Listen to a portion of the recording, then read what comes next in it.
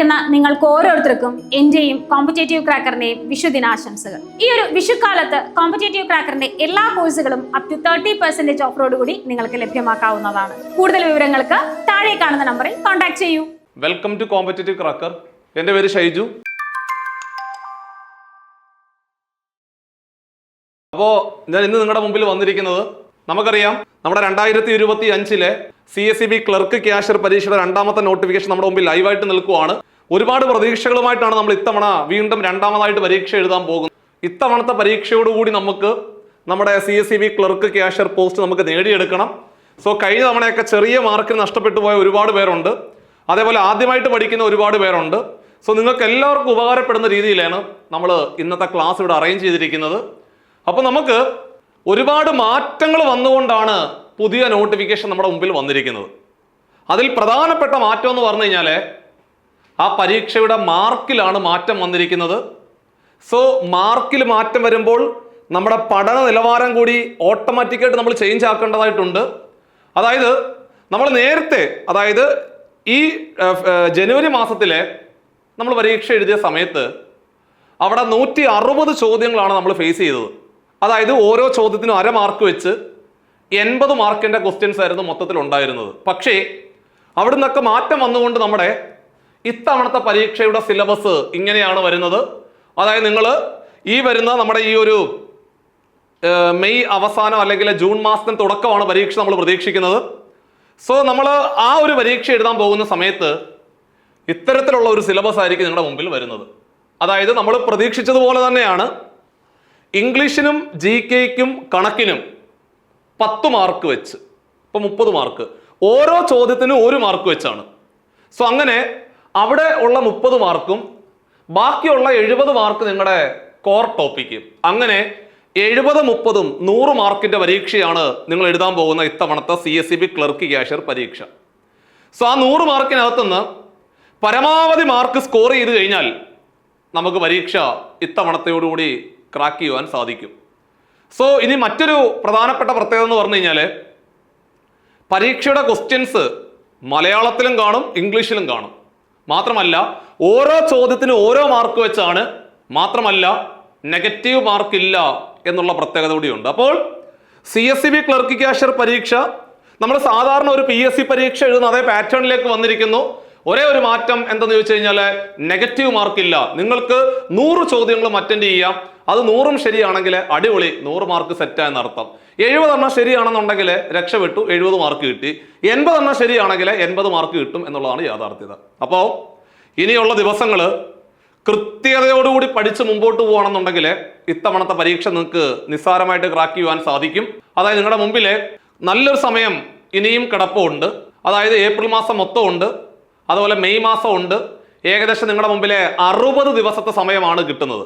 So ഈ 60 ദിവസം കൊണ്ട് വളരെ ഭംഗിയായിട്ട് നിങ്ങൾക്ക് പഠിച്ചുകൊണ്ട് സിലബസ് കംപ്ലീറ്റ് ചെയ്തുകൊണ്ട് പരീക്ഷയ്ക്ക് പോകുവാൻ സാധിക്കും. സോ ഓരോ ദിവസങ്ങളും കൃത്യമായിട്ട് ടൈം ടേബിൾ അറേഞ്ച് ചെയ്തുകൊണ്ട് വളരെ ഭംഗിയായിട്ട് പഠിച്ചുകൊണ്ട് മുമ്പോട്ട് പോകണം എന്ന് വീണ്ടും ഓർമ്മിപ്പിച്ചുകൊണ്ട് നമ്മൾ ഇന്നത്തെ ക്ലാസ്സിലേക്ക് പതിയെ കടക്കുവാണ്.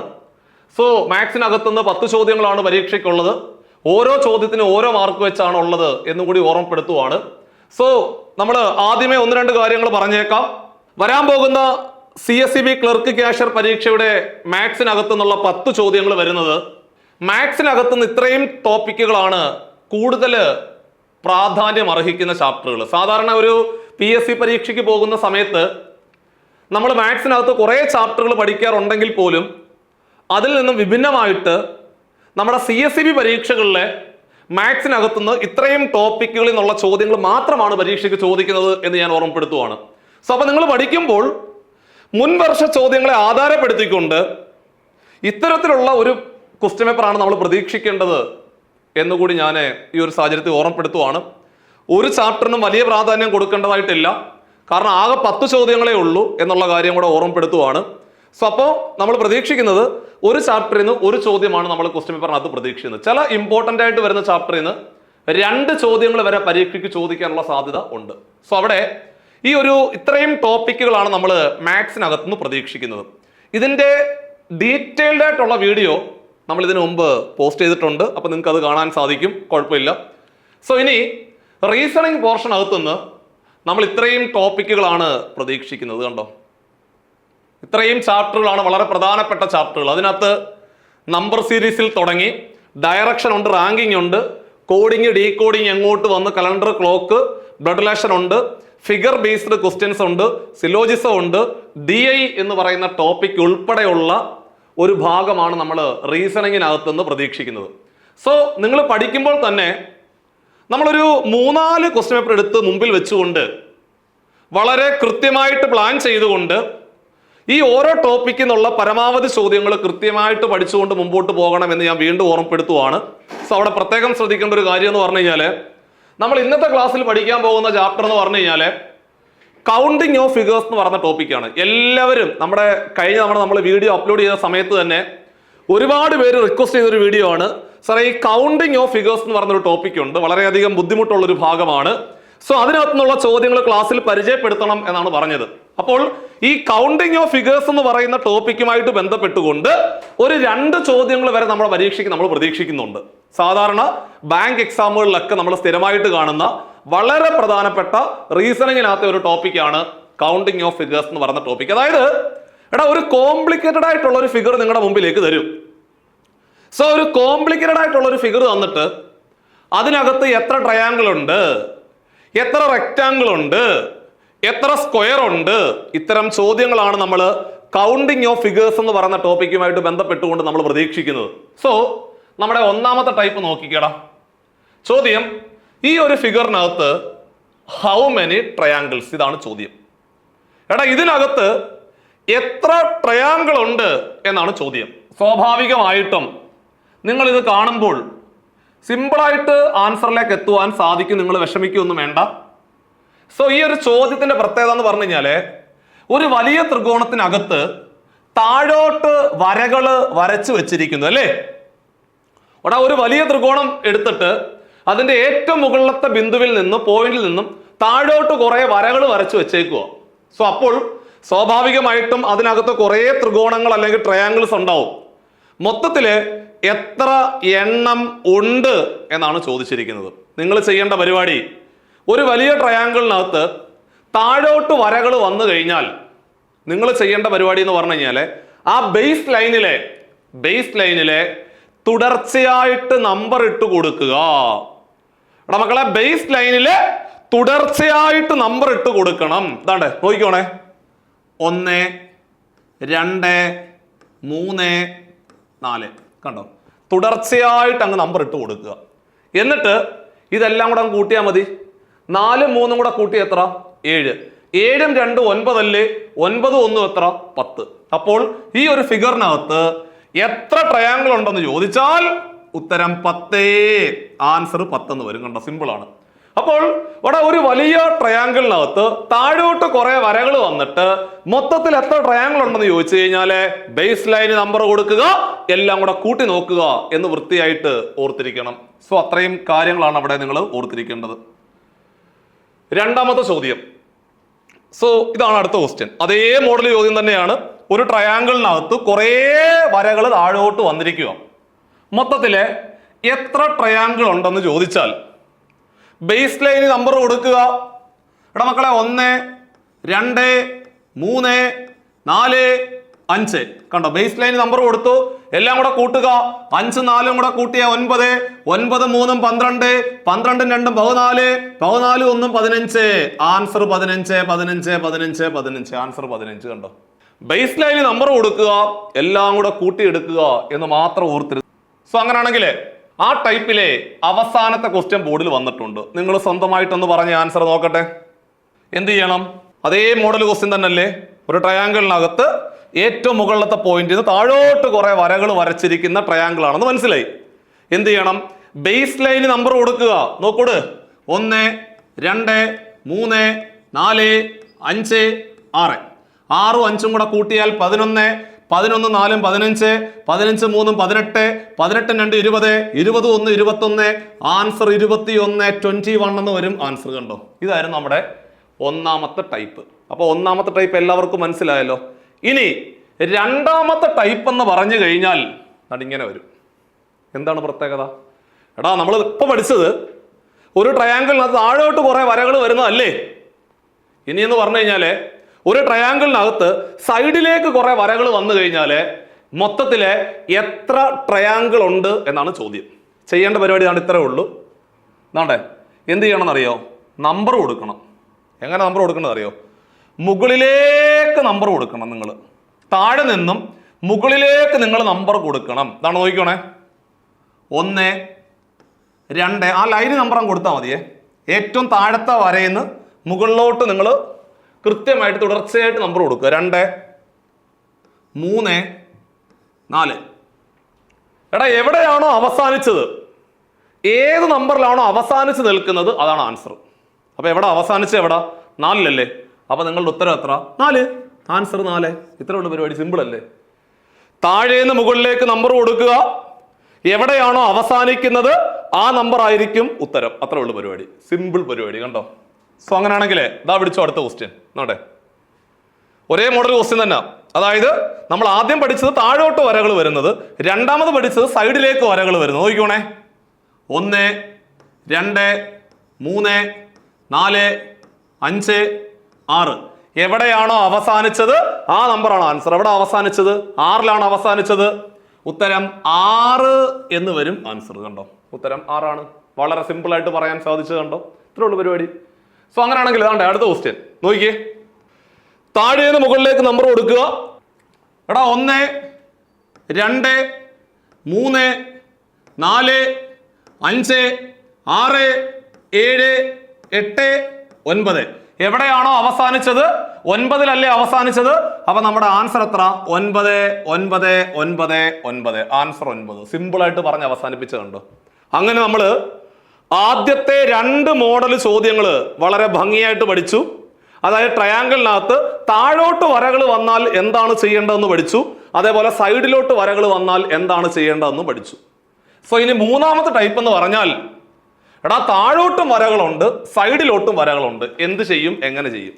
താഴോട്ടും ഉണ്ട് വരകള്, അതേപോലെ സൈഡിലോട്ടും ഉണ്ട്. അതായത് ടൈപ്പ് 1ഉം ടൈപ്പ് 2ഉം കൂടെ മിക്സ് ചെയ്തുകൊണ്ടുള്ള ഒരു ചോദ്യമാണ്. അതാണ് ടൈപ്പ് 3 എന്ന് പറഞ്ഞു കഴിഞ്ഞാൽ. പഴയതുപോലെ തന്നെ ടൈപ്പ് 1 നമ്മൾ എന്ത് ചെയ്തത്? ബേസ് ലൈന് നമ്പർ കൊടുത്തു അല്ലേ? കൊടു താണ്ടെ 1, 2, 3.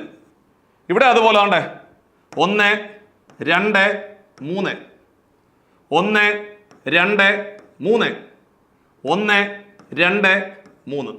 ഇത് നിങ്ങൾ ചെയ്യേണ്ടത് ഇവിടെ മൊത്തം എത്ര എണ്ണം വന്നിട്ടുണ്ടെന്ന് നോക്കണം. എവിടെ നിന്നറിയോ? ആട്ടെ ഈ ഒരു പോയിന്റിൽ താഴെ മൊത്തം എത്ര എണ്ണം വന്നിട്ടുണ്ട്? 3, 2, 5, 1, 6 അല്ലേ? ടൈപ്പ് 1 അല്ലേ ക്വസ്റ്റ്യൻ? സോ ടൈപ്പ് 1 പ്രകാരം താഴത്തെ ആ ലൈനിൽ 6 ട്രയാങ്കിൾ വന്നു എന്നർത്ഥം. ഇവിടെ അതുപോലെ തന്നെ 3, 2, 5, 1, 6. ഇവിടെയും 6. 3, 2, 5, 1, 6. ഇവിടെയും 6. 3, 2, 5, 1, 6. ഇവിടെയും 6. സോ മൊത്തത്തില് 6ഉം 6ഉം 12, 12ഉം 6ഉം 18, 18ഉം 6ഉം 24. ഉത്തരം 24 ട്രയാങ്കിൾ ആണ് മൊത്തത്തിൽ വരുന്നത് എന്നർത്ഥം. കണ്ടോ? സിമ്പിൾ ആയിട്ട് നമുക്ക് ആൻസർ പറഞ്ഞ് അവസാനിപ്പിക്കാൻ സാധിച്ചു. ഉത്തരം 24 എന്ന് വരും ആൻസർ. ഇത്ര ഉള്ള പരിപാടി. സോ അങ്ങനെയാണെങ്കിലേ ഇതേ മോഡലില് അടുത്ത ചോദ്യം ദാ പിടിച്ചു. ഇതാടെ ഒന്ന് ചെയ്ത് നോക്കിയടാ. ആദ്യം ചെയ്യേണ്ടത് നമ്മുടെ ടൈപ്പ് 3 ആണെന്ന് ആദ്യം മനസ്സിലാക്കുക. സോ ടൈപ്പ് 3 പ്രോബ്ലം ആണെങ്കിൽ പഴയതുപോലെ തന്നെ ബേസ് ലൈൻ നമ്പർ കൊടുക്കുക. 1, 2, 3, 4. 1, 2, 3, 4. 1, 2, 3, 4. 1, 2, 3, 4. അതായത് ബേസ് ലൈനിൽ നമ്പർ കൊടുക്കുക. ഒന്നാമത്തെ സ്റ്റെപ്പ് കഴിഞ്ഞു. ഇനി ഓരോ ഭാഗത്തും എത്ര ട്രയാങ്കിൾ വന്നിട്ടുണ്ടെന്ന് നോക്കണം. ഇവിടെ എത്ര? 4ഉം 3ഉം കൂടെ കൂട്ടി 7ഉം 2ഉം 9, 1ഉം 10. അപ്പൊ ഇവിടെ 10 എന്ന് മനസ്സിലായി. എടാ ഇവിടെയും 4, 3, 7, 2, 9, 1, 10. ഇവിടെയും 10. ഇവിടെയും അതുപോലെ തന്നെ 10 തന്നെയാണ്. ഇവിടെയും അതുപോലെ തന്നെ 10 എണ്ണം ഉണ്ട്. മൊത്തത്തിലോ 10ഉം 10ഉം കൂടെ കൂട്ടി 20, 20ഉം 10, 30, 30ഉം 10, 40. ആൻസർ 40. ഉത്തരം 40. 40 ആണ് ആൻസർ. കണ്ടോ? അപ്പോൾ ടൈപ്പ് 3 ചോദ്യങ്ങളുടെ പ്രത്യേകത എന്താണ്? ടൈപ്പ് 3 ചോദ്യങ്ങളുടെ പ്രത്യേകത താഴോട്ടും വരകൾ കാണും, അതേപോലെ സൈഡിലോട്ടും വരകൾ വന്നു കഴിഞ്ഞാൽ അത്തരം ചോദ്യങ്ങൾ നമ്മൾ ടൈപ്പ് 3 ചോദ്യങ്ങളായിട്ടാണ് പരിഗണിക്കുന്നത്. സോ ഒരു ചോദ്യം കൂടെ ചെയ്തുകൊണ്ട് നമുക്ക് മൂന്നാമത്തെ ടൈപ്പ് ക്വസ്റ്റ്യൻ അവിടെ അവസാനിപ്പിക്കാവുന്നതാണ്. അപ്പം അതൊക്കെ ചെയ്ത് നോക്കിക്കേ. സൈഡിലോട്ടും ഉണ്ട്, താഴോട്ടും വരകളുണ്ട്. നമ്പർ കൊടുക്കുക 1 2 3 4 5 6. 1 2 3 4 5 6. 1 2 3 4 5 6. 1 2 3 4 5 6. ഇനി എല്ലാം കൂടെ കൂട്ടിക്കോ. ഇനി എല്ലാം കൂടെ കൂട്ടിയാൽ മതി, ആൻസർ ആയി. താഴത്തെ ലൈനിൽ മൊത്തം എത്ര എണ്ണം വന്നിട്ടുണ്ട്? 6 5 11, 11 4 15, 15 3 18 2 21 21. താഴെ 21. താഴത്തെ ലൈനില് 21 എണ്ണം ഉണ്ട്. അത് തന്നെയാണ് മുകളിലും. ഇവിടെ എല്ലാം 21 തന്നെയാണ്. ഇവിടെ 21, ഇവിടെയും 21. സോ 21 21 21 21 കൂടെ കൂട്ടിയാൽ മതി. അല്ലെങ്കിൽ 21നെ 4 കൊണ്ട് ഗുണിച്ചാലും പോരെ. 21 21 21 21 21 21നെ 4 തവണ കൂട്ടുന്നതിന് പകരം 21നെ 4 കൊണ്ട് ഗുണിച്ചാലും മതി. 21നെ 4 കൊണ്ട് ഗുണിച്ചാൽ ഉത്തരം 84 എന്ന് വരും ആൻസർ. സിമ്പിളായിട്ട് നമുക്ക് പറയുവാൻ സാധിച്ചു. അപ്പോൾ ആദ്യത്തെ 3 ടൈപ്പ് ചോദ്യങ്ങൾ നമ്മൾ വളരെ ഭംഗിയായിട്ട് ക്ലാസ്സിൽ കൃത്യമായിട്ട് പറഞ്ഞ് അവസാനിപ്പിച്ചിരിക്കുകയാണ്. 4ാമത്തെ ടൈപ്പ് നോക്കിക്കേളോ. സോ 4ാമത്തെ ടൈപ്പിനകത്ത് താഴോട്ടും ഉണ്ട് വരകള്, സൈഡിലോട്ടും ഉണ്ട് വരകള്, പക്ഷേ മൊത്തത്തിലില്ല, കുറച്ചേ ഉള്ളൂ. കണ്ടോ, ഈ ലൈൻ ഇവിടം വരെ ഉള്ളൂ. ഇത് മൊത്തത്തിലുണ്ട്. ഈ ലൈനും അതുപോലെ കുറച്ചേ ഉള്ളൂ. അങ്ങനെ പൂർണ്ണമായിട്ട് കാണത്തില്ലെങ്കിൽ അത് 4ാമത്തെ ടൈപ്പായിട്ട് നമ്മൾ അങ്ങ് പരിഗണിക്കും. പൂർണ്ണമായിട്ടില്ലെങ്കിൽ നോക്കിക്കോണേ. അപ്പൊ നമുക്ക് ആദ്യമേ താഴത്തെ ലൈനിൽ എത്ര എണ്ണം ഉണ്ടെന്ന് നോക്കാം. എടാ 1 2 3, 1 2, 1 2 3, 1 2. കണ്ടോ? ഇനി ഓരോ ലൈനിലും എത്ര എണ്ണം വെച്ചുണ്ടോ നോക്കിക്കോ, കൂട്ടി നോക്കിക്കോ. ഇവിടെ 3 2 5 1 6. ഈ ലൈനിൽ 6. ഇവിടെ 2 1 3. തൊട്ട് മുകളിൽ 3 എണ്ണമേ ഉള്ളൂ. ഇവിടെ 3 2 5 1 6. ഇവിടെ 6 എണ്ണം ഉണ്ട്. ഇവിടെ 2 1 3 എണ്ണമേ ഉള്ളൂ. ഇനി എല്ലാം കൂടെ കൂട്ടിക്ക്. 6 3 കൂടെ കൂട്ടിയ 9. 9 6 15. 15 3 18. ആൻസർ 18 18 18 18 18. ആൻസർ 18 വരും. കണ്ടോ? അപ്പൊ ചുരുക്കി പറഞ്ഞാല് ഇതേ മോഡൽ ചോദ്യങ്ങൾ തന്നെയാണ്. ചെറിയ മാറ്റങ്ങൾ മാത്രമേ ഉള്ളൂ. വര മൊത്തത്തിൽ ഇല്ലെന്ന് മാത്രമേ ഉള്ളൂ. വേറെ വ്യത്യാസമൊന്നും അവിടെ കാണുന്നില്ല. സോ അത് നമ്മൾ പറഞ്ഞ് അവസാനിപ്പിച്ചിരിക്കുകയാണ്. സോ അടുത്ത ക്വസ്റ്റ്യൻ വീണ്ടും വന്നിട്ടുണ്ട്. പതുക്കെ ചെയ്താൽ മതി. താഴത്തെ വര നോക്കിക്കടാ. 1 2 3. 1 2 3. 1 2. 1 2. 1 2. 1 2. കണ്ടോ? ഇനി ഓരോ ലൈനിലും മൊത്തത്തിൽ എത്ര എണ്ണം വന്നിട്ടുണ്ടോ നോക്കിക്കേ. ഓരോ ലൈനിലും മൊത്തത്തിൽ എത്ര എണ്ണം വന്നിട്ടുണ്ടോ നോക്കാം. താഴെ എടാ മക്കളെ 3 2 5 1 6. താഴത്തെ ലൈനിൽ 6. ഇവിടെ 3 2 5 1 6. തൊട്ട് മുകളിലും 6 തന്നെ. അതിന് മുകളിൽ 2 1 3 ഉള്ളൂ. അതിന് മുകളിൽ 2 1 3 ഉള്ളൂ. അതിന് മുകളിൽ 2 1 3 ഉള്ളൂ. അതിന് മുകളിൽ 2 1 3. സോ ഇനി എല്ലാം കൂടെ കൂട്ടിക്കോ. 3 3 കൂടെ കൂട്ടി 6. 6 3 9. 9 3 12. 12 6 18. 18 6 24. ഉത്തരം 24 24. ആൻസർ 24 24 എന്ന് വരും. ഉത്തരം 24 എന്ന് സിമ്പിൾ ആയിട്ട് നമുക്ക് പറഞ്ഞ് അവസാനിപ്പിക്കാം. സോ അങ്ങനെയാണെങ്കിൽ എടാ അടുത്ത ക്വസ്റ്റ്യൻ ദാ വരുന്നു. ആണ്ടേ താഴോട്ടും ഉണ്ട് സൈഡിലോട്ടും ഉണ്ട് വരകൾ, പക്ഷേ സൈഡിൽ കിടക്കുന്ന വരകൾ മൊത്തത്തിൽ അങ്ങോട്ട് കംപ്ലീറ്റഡ് അല്ല. അത്രേ ഉള്ളൂ വ്യത്യാസം. അപ്പൊ എന്ത് ചെയ്യണം? പഴയതുപോലെ തന്നെ നമ്പർ കൊടുക്കുക. 1 2 3. 1 2 3. 1 2. 1 2 1 2 1 2 1 2 1 2 3. ഇനി എല്ലാം കൂടെ കൂട്ടിയാട്ടെ, എല്ലാം കൂടെ കൂട്ടിക്കോ. സോ താഴെ എത്ര എണ്ണം ഉണ്ടെന്ന് നോക്കാം. 3 2 5 1 6. ഇവിടെ 6 കണ്ടോ, ഇവിടെ 6 എണ്ണം ഉണ്ട്. തൊട്ട് മുകളില് 3 2 5 1 6, അവിടെയും 6 തന്നെ. അതിന് മുകളില് 2 1 3 അല്ലേ ഉള്ളൂ, യെസ്. 2 1 3 അല്ലേ, യെസ്. 2 1 3 അല്ലേ, അവിടെയും 3. 2 1 3, 2 1 3. ഇവിടെ 3 2 5 1 6 വരും. ഏറ്റവും മുകളിൽ 6 കണ്ടോ. 1 2 3 4 5 6 7 8 സെറ്റാണ് വരുന്നത്. 1 2 3 4 5 6 7 8 സെറ്റ്. ഇവിടെ 6 6 12 6 18. 18 6 കൂടെ കൂട്ടിയാൽ 24. 24 6 കൂടെ കൂട്ടിയാൽ 30. 30 3 കൂടെ കൂട്ടിയാൽ 33. Answer 33. 33 is the right answer. അപ്പൊ നമ്മള് എത്ര ട്രയാങ്കിൾ ഉണ്ട് എന്നാണ് നമ്മൾ പഠിച്ചുകൊണ്ടിരിക്കുന്നത്. ഒന്നാമത്തെ ടൈപ്പ് എന്ന് പറഞ്ഞു കഴിഞ്ഞാൽ താഴോട്ട് വരകൾ വരുന്നത്. രണ്ടാമത്തെ ടൈപ്പ് എന്ന് പറഞ്ഞാൽ സൈഡിലോട്ട് വരകൾ വരുന്നത്. മൂന്നാമത്തെ ടൈപ്പ് എന്ന് പറഞ്ഞാൽ താഴോട്ടും സൈഡിലോട്ടും വരകൾ വരുന്നത്.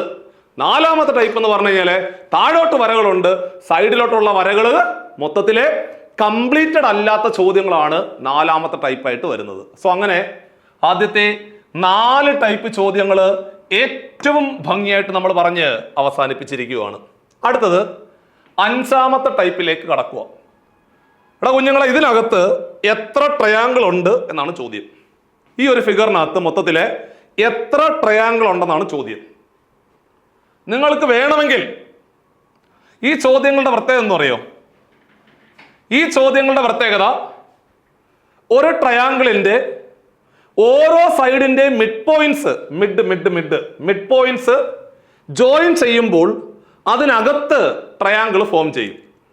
സോ അങ്ങനെ വരുന്ന ചോദ്യമാണിത്. ഇതിനകത്ത് എത്ര ട്രയാങ്കിൾ ഉണ്ടെന്ന് ചോദിച്ചാൽ നിങ്ങൾക്ക് വേണമെങ്കിൽ സിമ്പിളായിട്ട് കൗണ്ട് ചെയ്തെടുക്കാം. അതായത് ദാണ്ടെ 1 2 3 4, പിന്നെ ആ വലിയ ട്രയാങ്കിൾ മൊത്തത്തിൽ വരുന്നത് 5 എണ്ണം വരും. ഉത്തരം 5 എന്ന് പറഞ്ഞ് അവസാനിപ്പിക്കാവുന്നതേ ഉള്ളൂ. അല്ലെങ്കിൽ ഇത്തരം ചോദ്യങ്ങൾ ചെയ്തെടുക്കാൻ ഒരു ഷോർട്ട് കട്ട് ഉണ്ട്, ഒരു ഇക്വേഷൻ ഉണ്ട്. നിങ്ങൾ ആ ഇക്വേഷൻ കൂടി കാണാതെ പഠിച്ചു വെച്ച് കഴിഞ്ഞാൽ കുറച്ചുകൂടെ കോംപ്ലിക്കേറ്റഡ് ആയിട്ട് വരുന്ന ഫിഗർ പെട്ടെന്ന് ആൻസറിലേക്ക് എത്തുവാൻ സാധിക്കും. എന്താണ് ഇത്തരം ചോദ്യങ്ങളുടെ പ്രത്യേകത എന്ന് ചോദിച്ചു കഴിഞ്ഞാൽ, എടാ ഒരു ട്രയാങ്കിളിന്റെ ഓരോ സൈഡിന്റെയും മിഡ് പോയിന്റ്സ് ജോയിൻ ചെയ്യുമ്പോൾ അതിനകത്ത് കുറെ ട്രയാങ്കിൾസ് രൂപപ്പെടും. സോ അത്തരത്തിൽ വരുന്ന ചോദ്യങ്ങൾ ചെയ്തെടുക്കുവാൻ ഒന്നെങ്കിൽ നിങ്ങൾക്ക് കൗണ്ട് ചെയ്ത് എഴുതുക, അല്ലെങ്കിൽ 4n+1 എന്ന് പറയുന്ന ഇക്വേഷൻ ഉപയോഗിച്ചാലും മതി. 4n+1 എന്ന് പറയുന്ന ഇക്വേഷൻ ഉപയോഗിച്ചാലും മതി. അപ്പൊ നിങ്ങൾ എന്നോട് ചോദിക്കും, സാറേ ആ n എന്ന് പറഞ്ഞാൽ എന്തുവാ? എടാ മക്കളെ, n എന്ന് പറഞ്ഞു കഴിഞ്ഞാല് അതിനകത്ത് എത്ര ട്രയാങ്കിൾ ഉണ്ട് എന്ന് നോക്കിയാൽ മതി. അതിനകത്ത് എത്ര എണ്ണം ഉണ്ടെന്ന് നോക്കുക. അതിനകത്ത് ഒരെണ്ണമല്ലേ ഉള്ളൂ. ആ വലിയ ട്രയാങ്കിളിനകത്ത് ഒരൊറ്റ ട്രയാങ്കിൾ അല്ലേ ഉള്ളൂ. സോ n-ന്റെ വില 1 ആണേ.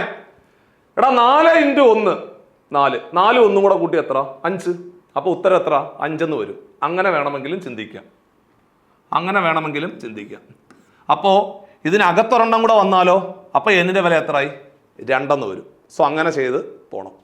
അപ്പോൾ ഒന്നാമത്തെ ചോദ്യം നമ്മൾ പറഞ്ഞ് അവസാനിപ്പിച്ചിരിക്കുകയാണ്.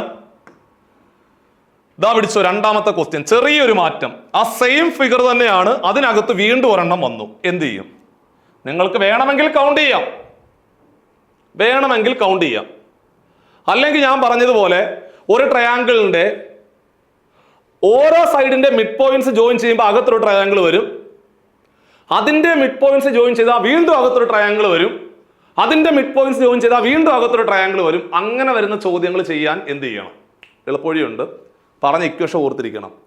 4n+1 എത്ര എണ്ണം ഉണ്ടാകത്ത്? വലിയൊരെണ്ണം. വലുതെന്ന് പറഞ്ഞാൽ ആ പുറത്തുള്ളത് കളയണം, അത് ഇട്ടിട്ട് അതിനകത്ത് എത്ര? അതിനകത്ത് 1, തലതിരിഞ്ഞ ഒരെണ്ണം കിടപ്പുണ്ട്, നേരെ ഒരെണ്ണം കിടപ്പുണ്ട്, 2 എണ്ണേ ഉള്ളൂ.